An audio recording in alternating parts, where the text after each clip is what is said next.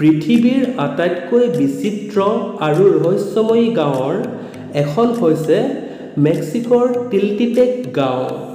সেইটো এইবাবে যে ইয়াত থকা সকলো মানুহ অন্ধ। আপুনি জানি আচৰিত হ'ব যে কেৱল মানুহেই নহয়, গাঁওখনত থকা পশু পক্ষী বা জীৱ জন্তুবোৰো অন্ধ। প্ৰায় ৩০০ জনসংখ্যাৰ এই গাঁওখনত জপ্তিক জনজাতিৰ লোকসকলে বাস কৰে।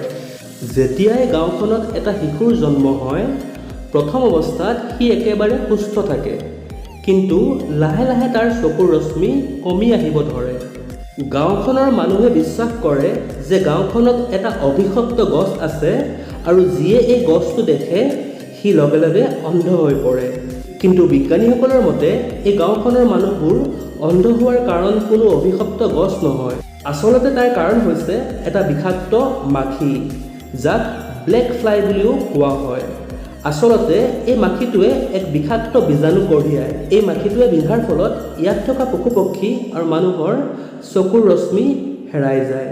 এনেধৰণৰ ইণ্টাৰেষ্টিং ভিডিঅ'ৰ বাবে চেনেলটি লাইক, শ্বেয়াৰ আৰু ছাবস্ক্ৰাইব নিশ্চয়কৈ কৰিব।